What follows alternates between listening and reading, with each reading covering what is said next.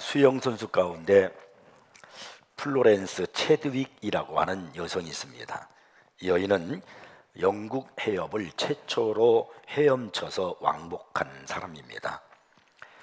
이 플로렌스는 카탈리나 섬에서 캘리포니아 해변까지 헤엄쳐 건너는데 도전을 했습니다.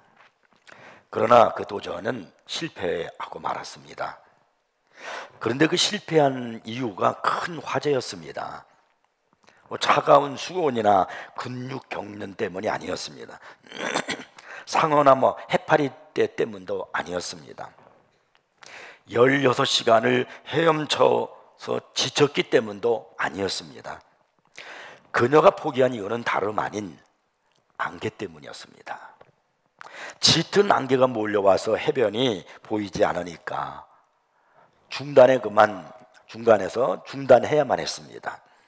근데 그녀가 배에 오르자 해변까지 1km도 남지 않았다는 사실을 알게 되었습니다.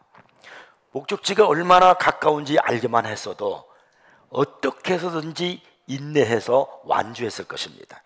하지만 그녀는 앞을 보이지 않았기 때문에 그 안개 때문에 포기하고 말았던 겁니다. 우리가 살다가 보면은 안개가 밀려와서 해변이 보이지 않을 때가 있습니다. 믿는다고 하는 그 사람에게 발등을 찍히고 사랑하는 사람에게 배신을 당합니다. 좋은 계획을 세웠는데 실패로 돌아갑니다. 예상하지 못했던 건강 문제가 발생하기도 하고 경제적 난관이 순식간에 인정사정 없이 몰아닥치기도 합니다. 이처럼 우리가 안개가 짙은 삶이 우리에게 닥쳐오게 되면은 우리는 시야를 잃어버리기 쉽다는 겁니다. 상황이 실제보다 더 안 좋게 여겨지게 되어 있습니다. 실제 상황을 인식하지 못한 채 자신을 가엾게 여기기 시작하는 거예요. 내 인생을 불행하다고 생각하는 겁니다. 그래서 하던 것을 그만두고 안개 탓을 하는 겁니다. 예를 들자면 결혼 생활을 포기하고 싶지 않았어. 하지만 배우자가 내게 그렇게 한 다음에는 나도 선택의 여지가 없었어. 그렇게 말을 한다든지, 새로운 사업에 대한 꿈을 포기하고 싶지 않았어. 하지만 경제 상황이 내 목을 제어오는데 내가 어떻게 하겠어. 교회를 포기하고 싶지 않았어. 하지만 새로운 목사님은 내 이름조차도 기억하지 못하고 있더만. 기부를 중단하고 싶지 않았어. 하지만 뜻하지 않게 건강이 나빠져서 지출이 많아져서 나도 어쩔 수 없었어. 이렇게 힘든 상황과 고통스러운 그 환경에 처할 때 흔히 시야를 잃고 믿음을 잃어버립니다. 눈앞에 상처만 보이는 겁니다. 그 순간 그 상처는 엄청나게 크게 보입니다. 그러나 조금만 시야를 확보하면 모든 것이 달라질 수 있습니다. 첫 도전에 실패한 지 2달 후 이 플로렌스 체드윅은 다시 도전했습니다. 이번에도 역시 짙은 안개가 몰려와서 해변이 보이질 않았습니다. 그러나 이번에는 성공했습니다. 안개가 짙어졌지만은 그녀의 머릿속에 해안선을 집중하며 그리면서 그리고 끝까지 수영을 했던 겁니다. 그래서 그녀가 이 시야를 유지했기 때문에 포기하지 않고 결국 성공할 수 있었습니다. 히브리서 12장 1절을 보면은 안개가 자욱한 인생을 살아가는 우리들에게 들려주시는 귀중한 말씀이 있습니다. 우리에게 구름같이 둘러싼 허다한 증인들이 있으니. 여러분, 증인이 누구입니까? 어떤 사실에 대해서 말하는 사람, 이 사람을 증인이라고 합니다. 성경에는 증인들의 이름이 수없이 언급되고 있습니다. 하나님의 역사, 하나님의 사랑, 하나님의 은총에 대한 그 증인들의 이름들이 많이 나옵니다. 우리가 약해질 때, 내가 인생을 살아갈 때, 그 안개가 짙어서 내 시야를 가리고 있을 때 이 증인들의 이야기를 떠올리라는 것입니다. 우리는 이들의 응원을 느껴야 됩니다. 해안선이 바로 앞에 있어. 그러니 계속 헤엄치라고. 해안선이 보이지 않아? 포기하지 마. 절대로 중단하지 마. 좌절하지 마라. 끝까지 가라고. 이런 그 증인들의 함성이 여러분의 귀에 들려오지 않습니까? 자신이 불쌍하다고 생각하지 마십시오. 삶은 가혹합니다. 다치면 아프죠. 상처는 고통스럽기 마련입니다. 시련은 고달픕니다. 그러나 여러분, 이런 것들이 영원히 계속되는 것은 아닙니다. 내 자신이 불행하다, 불쌍하다, 아프다, 힘들다 이렇게 한탄하며 느끼느라고 인생을 허비해서는 안 됩니다. 자신을 희생자로 보는 한 승리는 내 것이 될 수가 없는 겁니다. 오늘 본문 51절을 보면 예수님께서 굳은 결심을 했다고 성경은 기록하고 있습니다. 예수께서 승천하실 기약이 차감해 예루살렘을 향하여 올라가기로 굳게 결심하시고, 예수님이 마침내 예루살렘을 향해 가기로 굳게 결심하셨다는 것입니다. 우리가 누가복음을 읽어보면은 예수님이 죽으시고 다시 살아나시기 위해서 예루살렘에 올라가실 것에 대한 말씀을 거듭거듭 강조하고 있는 것을 찾아볼 수 있습니다. 근데 그 중에서 특히 그 누가복음 18장 31절에서 33절까지를 보면은 예수님께서 예루살렘에 올라가시는 이유에 대해서 정확히 말씀하고 있는 것을 알 수 있습니다. 예수께서 12 제자를 데리시고 이르시되, 보라, 우리가 예루살렘으로 올라가노니 선지자들을 통하여 기록된 모든 것이 인자에게 응하리라. 인자가 이방인들에게 넘겨져 희롱을 당하고 능욕을 당하고 침뱉음을 당하겠으며 그들은 채찍질을 하고 그를 죽일 것이나 그는 3일 만에 살아나리라. 예수님이 십자가를 지시고 죽으시기 위해서 결심하셨다는 거예요. 사람들은 살기 위해서 발버둥 치잖아요. 오늘도 더 살기 위해서 가진 수단과 방법을 동원해서 몸부림치고 있지 않습니까? 그런데 예수님은 태어나실 때부터 죽으시기 위해서 이 땅에 오신 것입니다. 그리고 때가 되었을 때 십자가를 향한 결심을 하시고 예루살렘으로 올라가신 것입니다. 저는 오늘 묻고 싶습니다. 여러분의 결심은 무엇입니까? 아무 생각도 없이, 아무런 마음의 결단도 없이 그냥 왔다 갔다 마당만 밟는 그런 신앙생활을 하고 있습니까? 여러분, 믿음은 결심입니다. 결심 없는 신앙생활은 언제 무너질지 몰라요. 결단 없는 믿음은 쭉정입니다. 바람에 나는 겨와 같다, 이 말입니다.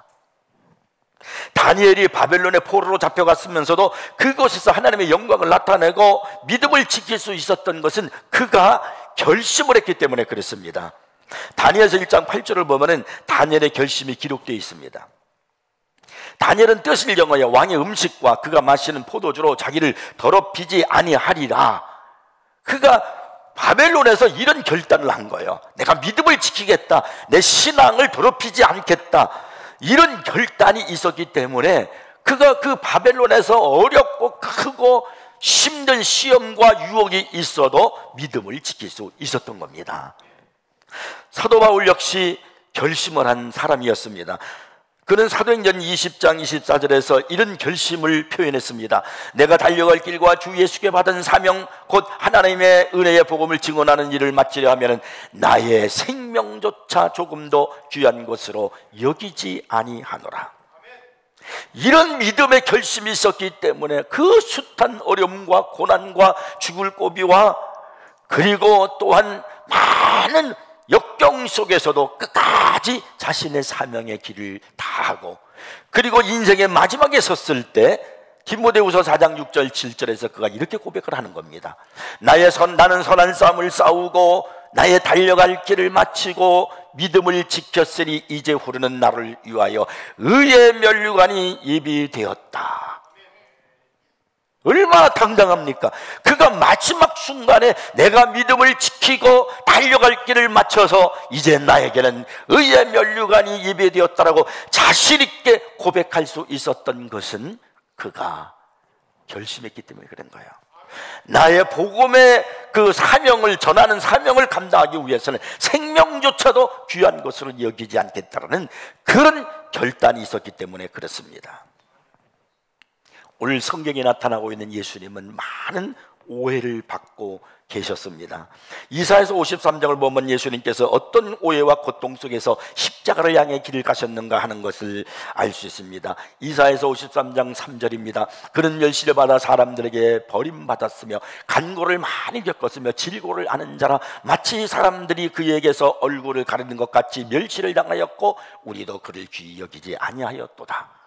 그리고 이렇게 말씀하면서 이어서 4절에서는 우리는 생각하기를 그는 징벌을 받아 하나님께 맞으며 고난을 당한다 하였노라. 예수님의 고난에 대한 오해에 대한 그런 말씀 아니겠습니까? 사람이요 오해를 받는 것처럼 고통스러운 것이 없습니다. 그래서요 오해를 받게 되면은 너무너무 억울하죠. 이 마음의 답답함, 억울함을 참지 못하는 겁니다. 그러다 보니까 마음이 무거워지게 되고 또 내가 무엇을 해야 할지를 알 수 없는 그런 자신의 생각도 시력도 흐려지게 되는 겁니다. 그래서 어떻게 해서든지 그 오해를 벗어나려고 발버둥을 치는 거예요. 그런데 예수님은 이렇게 많은 오해를 받고 계셨음에도 내가 이런 오해가 있다 할지라도 내가 이러한 어려움이 있다 할지라도 내가 가야 할 길 예루살렘을 향해서 십자가를 위해 올라가기로 결단하자. 그리고 예수님은 그 길로 올라가신 거예요. 이 사실을 이사야서 53장 7절에 말씀하기를 그는 곤욕을 당하여 괴로울 때도 그의 입을 열지 아니하였으며 마치 도둑장으로 끌려가는 어린 양과 털 깎는 자 앞에서 잠잠한 양같이 그의 입을 열지 아니하였도다. 이것이 바로 예수님의 결심이에요. 예수님이 사람들로부터 받은 오해가 무엇일까요? 예수님이 그런 오해 속에서도 예루살렘으로 올라가서 십자가를 지시고 죽으시고 부활하시기 위해서 결심한 그 결심, 그리고 그런 결심은 어떤 그 오해의 바탕 속에서도 흔들리지 아니할 수 있었을까요? 첫째는요, 예수님은 정복하는 왕이 아니시라는 겁니다. 예수님은 하나님의 메시아이시지만 고난받고 죽고 다시 살아날 것입니다. 여러분, 가이사라 빌립보에서 일어난 사건 기억하시지요? 예수님께서 가이사라 빌립보에 이르렀을 때 제자들에게 묻습니다. 사람들이 나를 누구라 하더냐? 그랬더니 제자들이 말합니다. 세례 요한, 엘리야, 예레미야 아니면 선지자 중에 한 사람이라고 합니다. 이렇게 말할 때 베드로가 딱 나서서 멋진 말을 하잖아요. 주는 그리스도시요 살아계신 하나님의 아들이시나이다. 그런데 여러분, 이 그리스도라는 말은 메시아라고 하는 뜻과 같은 겁니다. 이 메시아, 그리스도는 기름을 부었다, 기름 부음 받은 자, 그런 뜻입니다. 구약 성경에는요, 왕과 제사장들, 선지자들에게 기름을 부었습니다. 그러니까 왕과 제사장, 선자는 기름 부음 받은 사람이라 그런 말입니다. 예수님 당시에 유대인들은 두 메시아를 기다렸습니다. 왕 같은 메시아, 제사장 같은 메시아입니다. 예수님이 하나님의 그리스도라는 말은 곧 그분이 다윗의 계보에 속한 약속된 왕이다라는 그런 뜻입니다. 그분은 기름 부음을 받은 자이시며 왕이시며 그리스도이십니다. 그런데 지금 베드로가 주는 그리스도시요라고 말한 이 그리스도는 우리가 고백하는 그리스도와 정확한 일치를 이루고 있는 그런 말이 아닙니다. 우리가 예수님을 메시아라고 말할 때 그 고백 속에는 예수님이 십자가에 돌아가시고 다시 살아나신 메시아라고는 그런 의미가 포함되어 있는 그런 메시아 아니겠습니까? 그러나 그 당시 베드로가 고백했던 그리스도라는 그 메시아라는 그 고백 속에는 그런 개념이 없었습니다.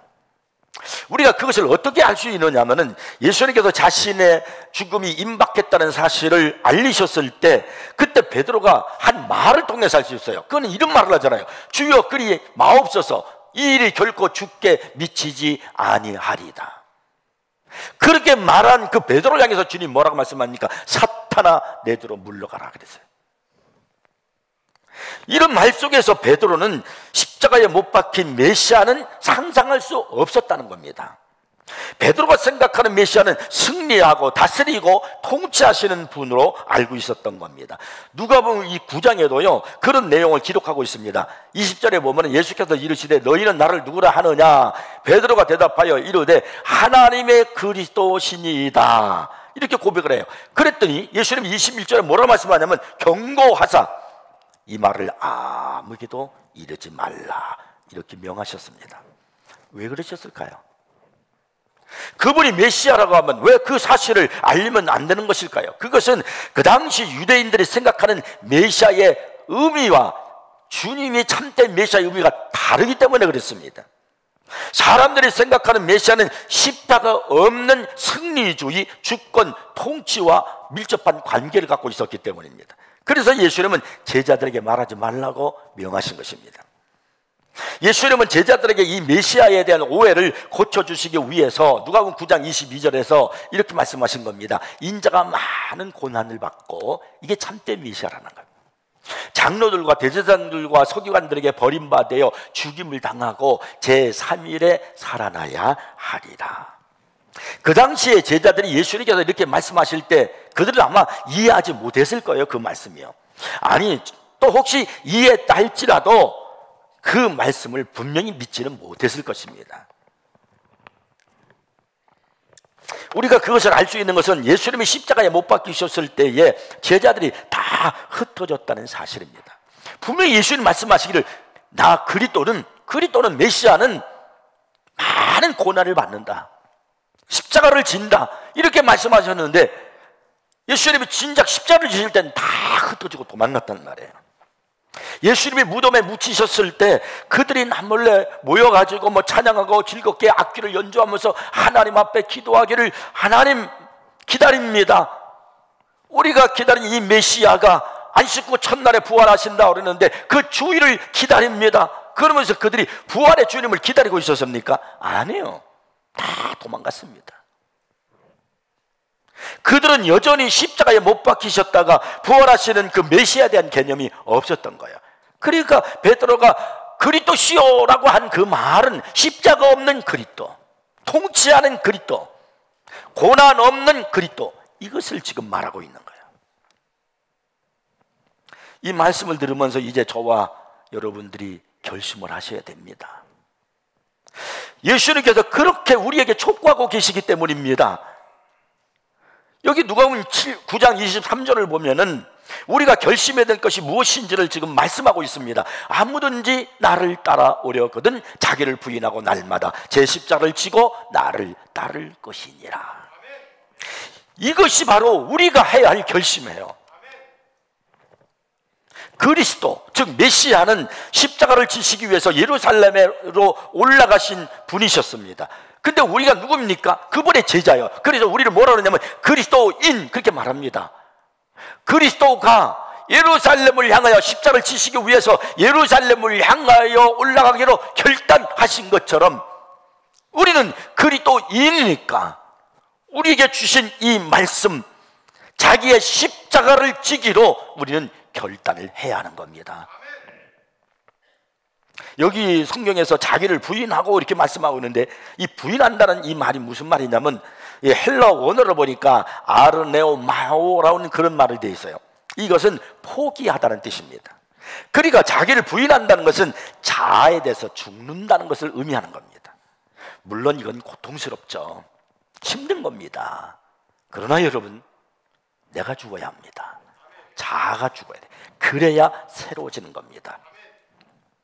예수를 그렇게 믿고 있으면서도 왜 새롭지를 못해요? 신앙생활을 오래 하고 있으면서도 왜 달라진 것이 없습니까? 내가 아직 살아있기 때문에 그런 거예요. 자아가 죽지 않았기 때문에, 자기를 부인하지 않았기 때문에 그럽니다. 교회에서 일어나고 있는 많은 문제들은 역시 전부 다 자아가 죽지 않았기 때문인 거예요. 자기가 살아있기 때문입니다. 자기를 부인해야 됩니다. 나를 포기해야 됩니다. 그리고 주님이 또 뭐라고 우리에게 결단을 촉구하냐면 자기 십자가를 지고 이렇게 말씀했어요. 자기 십자가, 이게 무슨 말이냐면요, 예수님 당시 1세기에는 어떤 사형 선고를 받잖아요. 그러면 그들은 사형 선고를 받으면 그들은 십자가에 달립니다. 자기가 달린 그 십자가를 자기가 지고 가는 겁니다. 지금 그 말씀을 하는 것처럼 우리들이 각자가 져야 할 십자가가 있다는 거예요. 그것을 지고 예수님을 따르라는 것입니다. 뭐 그것이 가난할 수도 있고 병약한 것일 수도 있고 또 배신당할 수도 있고 어떨 때는 내가 또 주님 앞에 충성해야 하는 것일 수도 있고 각자가 짊어져야 할 십자가가 있다는 거예요. 그것을 짊어지고 주님을 따라야 합니다. 자, 오늘 내가 져야 할 십자가가 뭔가를 한번 생각해 보세요. 내가 지금 신앙생활 하면서 내가 져야 할 십자가가 뭔가를 한번 생각해 보세요. 그리고 그 십자가를 지고 주님을 따르기를 결단하시기를 주의 이름 축복합니다. 두 번째 예수님에 대한 오해가 뭐냐면 한 사람의 선지자가 아니셨다는 겁니다. 오늘날 예수님께서 이제 베드로와 야고보와 요한을 데리고 변화산에 가셔서 기도하셨습니다. 근데 갑자기 막 황홀한 모습이 나타나는데 모세하고 엘리야하고 예수님이 변형돼 가지고 거기에 나타나셨습니다. 그때 베드로가 너무나 막 황홀하고 신기하니까 그가 하는 말이 주여 우리가 여기 있는 것이 좋사오니 우리가 초막셋을 짓되 하나는 주를 위하여 하나는 모세를 위하여 하나는 엘리야를 위하여 하사이다 라고 말합니다.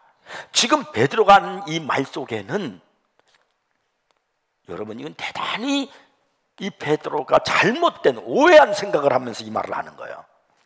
그가 변형되고 너무나 황홀한 모습을 보니까 그렇게 말하는 거야. 하나는 주를 위하여 초막셋을 짓는데 하나는 주를 위하여 하나는 모세를 위하여 하나는 엘리야를 위하여 하사이다 그렇게 말해요. 이 말은 이런 말이에요.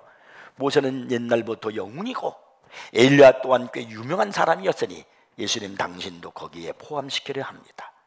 똑같이 초막셋을 짓겠다는 거예요. 그래서 당신도 그들과 같은 영적 엘리트 그룹에 속한 분이라는 결론을 내가 내렸습니다. 이 베드로의 이 생각이 얼마나 터무니없는 것인가 하는 걸 우리가 알 수 있는 거야. 그는 무슨 말을 해야 할지 몰라 공허한 말을 내뱉고 있어요. 그래서 이 33절 이 말씀하고 난 후에 끝에 보면은 성경에 뭐라고 우리에게 기록하고 있느냐면 자기가 하는 말을 자기도 알지 못하더라 이렇게 성경을 기록하고 있어요. 우리가 무슨 말을 할지 모를 때 가장 현명한 게 뭐냐면 가만히 있는 겁니다. 옛 속담에도요 입을 열어 모든 의욕을 없애는 것보다는 침묵을 지키며 바보로 보이는 것이 더 낫다라는 그런 말이 있습니다. 베드로는 예수님이 누구신지 못하고 일을 제대로 못하고 그렇게 막 얘기를 하니까 하늘에서 음성이 들렸는데 이런 음성이 들렸어요. 35절에요 이는 나의 아들 곧 택함을 받은 자니 너희는 그의 말을 들으라. 하나님의 이 말씀은 모세에 관한 것도 엘리야에 관한 것도 아니었습니다. 바로 예수님에 대한 말씀입니다. 이 지금 세 제자 베드로, 야고보, 요한도 예수님이 완전한 메시아이심을 제대로 이해하지 못하고 있었던 겁니다. 그들이 예수님을 모세와 엘리야와 같은 그룹으로 묶고 있는 한 예수님의 완전한 메시아를 그들은 이해하지 못하고 있는 거예요. 어찌 하나님이신 예수님이 메시아가 엘리야와 모세와 같은 그룹으로 묶일 수 있느냐는 말이에요. 그러니 그런 제자들을 볼 때 예수님이 얼마나 답답하겠습니까? 얼마나 통 터지겠고 가슴이 아프겠습니까? 그래도 제자들이 저 모양이라도 예수님은 죽으시고 부활하시기 위해 예루살렘으로 올라가기로 결단하셨습니다. 자기가 해야 할 일을 사명을 감당하기로 끝까지 그 길을 가기로 결단하셨습니다. 우리도 그렇게 해야 할 줄 믿습니다. 세 번째 오해가 있어요. 예수님은 보복하지 않으셨습니다. 예수님은 죽음을 당하기 위해서 이제 예루살렘으로 죽고 부활하시기 위해서 예루살렘으로 올라가는데 예루살렘으로 가기 위해서 반드시 통과해야 하는 도시가 있습니다. 그게 사마리아예요. 사마리아를 통과해야 돼요. 그렇지 않으면 더 멀리 벗어나야 됩니다. 그래서 예수님께서 사마리아를 통과하려고 했는데 이 사마리아 사람들이 예수님이 가지 못하도록 그 통행을 막는 겁니다. 오늘 본문 52절 53절에 보니까 그 말씀이 나와요. 사마리아 한 마을에 들어갔더니 예수께서 예루살렘을 향하여 가시기 때문에 그들이 받아들이지 아니하는지라. 이 사마리아 사람들 대부분은요 나그네들에게 호의를 베풀었습니다. 그런데 예수님께만은 호의를 베풀지 않고 그것을 지나지 못하도록 막고 어떤 것도 도와주고 싶지 않았습니다. 그래서 예수님께서 지금 예루살렘으로 가고 계셨기 때문입니다. 그때가 유대인의 가장 중요한 절기 중 하나인 유월절이기 때문에 예루살렘으로 가는 것을 알고 그 통과를 막은 거예요. 그러나 사실 예수님은 십자가에 죽으시고 부활하시기 위해서 예루살렘으로 가시는 겁니다. 예수님은 참된 메시아이십니다. 그분은 약속된 왕이십니다. 근데 그때 그 충성심이 가득한 제자들이 이렇게 못된 것들이 있나, 하늘에서 불을 내려 이 하찮은 사람들을 다 없애버리자고 그렇게 말을 합니다. 자, 오늘 본문 54절에요 제자 야고보와 요한이 이를 보고 이르되 주여 우리가 불을 명하여 하늘로부터 내려 저들을 멸하라 하기를 원하시나이까. 엘리야 선지자를 향해서 아이들이 대머리여 대머리여 그렇게 말했다고 하늘로부터 저주를 받아 죽었습니다. 그렇다고 하면 사마리아 사람들의 이 무례함은 예수님이 그 사명 감당하는 거룩한 하나님이 가시는 그 길을 막았다라고 하는 것은 분명한 그것보다 더 무례한 행동이 아닐 수 없는 겁니다. 이건 분명한 신성모독이에요. 그렇다면 사마리아 사람들을 멸할 충분한 이유가 되지 않겠습니까? 근데 예수님은 뭐라고 말씀하시냐면 55절에 이렇게 말씀해요. 예수께서 돌아보시며 꾸짖으셨어요. 그렇게 말하는 제자들, 불을 내려서 멸하리까 그랬더니 꾸짖으셨어요. 보복하자고 제안하는 제자들을 향해서 꾸짖으시며 만류하셨다는 겁니다. 제자들은 자신들도 예루살렘에 이제 도착하게 되면 이 사마리아 사람들과 마찬가지로 예수님을 버리고 도망칠 것이라는 사실을 모르고 있는 거예요. 그들 모두 예수님을 멀리했고 베드로는요 예수님을 모른다고 부인했고 저주까지 하지 않았습니까? 예수님을 거부했다는 이유로 사마리아 사람들을 죽이셔만 했다면 그보다 더 심각한 죄를 지은 그의 제자들은 당연히 죽어야 마땅할 겁니다. 예수님은 예루살렘으로 가기로 결심하셨고 거기서 죄인들을 위해 십자가에 달려 죽으셔야 하는 메시아이시기 때문에 신성모독한 그들이지만 그들에게 불을 내리지 아니하셨습니다. 파울로 코엘료라고 하는 사람이 지은 베로니카 죽기로 결심하다라고 하는 책이 있어요. 제목이 특이하지 않습니까? 베로니카 죽기로 결심하다. 그 책의 내용은 이렇습니다. 메마른 일상에 빠져서 인생의 꿈을 잃어버린 베로니카는 삶을 버리고자 결심합니다. 그러나 내병의 수변제를 들이키고 다시 눈을 뜬 것은 정신병원 빌레티였습니다. 그곳에서 그녀는 3명의 인상적인 여인을 만납니다. 첫 번째로 만난 여인이 누구냐면 제드카라는 사람인데 평범한 결혼 생활을 하던 중에 그 첫사랑에 대한 생각에 사로잡히면서 우울증에 빠져버린 인물입니다. 제드카는 베로니카에게 자신의 우울증은 다 나았지만 여전히 난 미친 여자로 여기에서 그냥 살고 싶다는 거야. 다른 사람들이 강요한 방식에 의한 삶이 아니라 내 자신이 꿈꾸는 대로 자신의 삶을 살고 싶다고. 그래서 내가 그냥 여기 정신병원에 살고 싶다고 그렇게 그냥 말을 합니다. 두 번째로 만난 여인이 누구냐면 마리아라고 하는 여인이, 이 여인은 유능한 변호사였습니다. 근데 어느 날 갑자기 그에게 공황장애가 찾아와서 정신병원 이 빌레트에 들어오게 되었습니다. 이제 적절한 치료를 받고 다 나았지만은 법률사무소의 위신 때문에 더 이상 그곳에 근무할 수도 없게 되었고 남편으로부터 이혼을 당했습니다. 그래서 그녀도 나는 그냥 여기 빌레트 정신병원에 남기로 했다라고 결정을 합니다.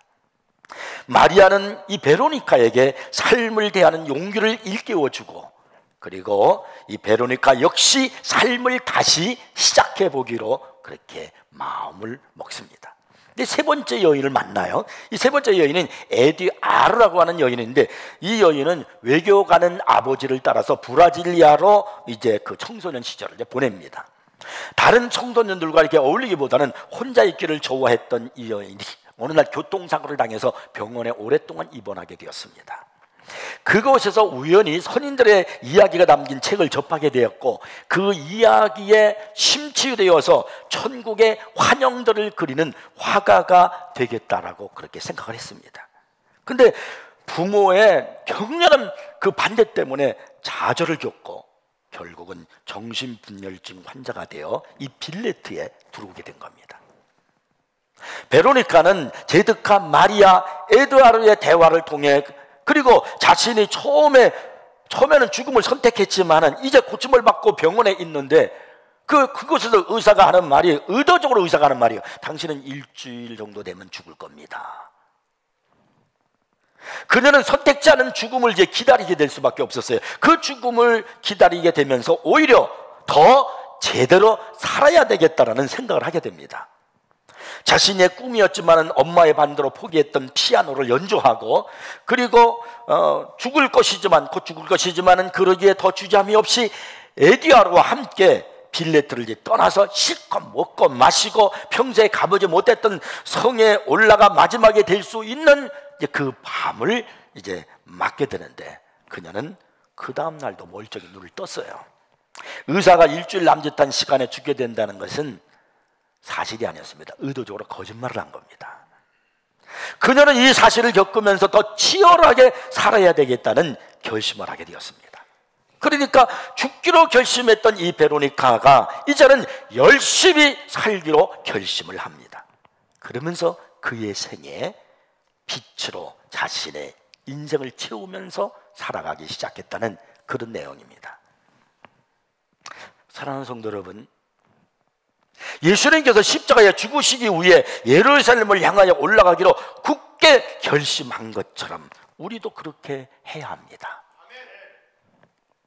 아무든지 나를 따라오려거든 자기를 부인하고 날마다 제 십자가를 지고 나를 따를 것이니라. 이 말씀대로 자기를 포기하고 자기 십자가를 지고 주님을 따르기로 여러분 결심을 하고 이제 그렇게 살아가면 여러분의 생애가 지금까지 생애하고 완전히 달라질 겁니다. 베로니카처럼 빛으로 채워지는, 하나님의 은혜로 채워지는 그런 아름다운 인생이 될 것입니다. 신앙생활을 하면서 한 번도 결심 없이 신앙생활을 한다면 얼마나 불행해요. 형식적인 신앙생활을 하고 있으니 얼마나 가슴 아픈 일입니까? 오늘 예수님의 말씀대로 순종하기로 결심합시다. 예수님은 나를 살리기 위해서 하나님의 뜻을 따라서 자신이 십자가에 죽으시고 부활하실 것을 위해서 예루살렘에 올라가기로 결심했던 것처럼 예수님이 말씀하신 대로 우리는 나를 부인하고 자기 십자가를 지고 예수님을 따르기로 결심하기를 바랍니다. 그리고 그렇게 그 삶을 사는 우리 성도들이 되기를 축복합니다. 기도하겠습니다.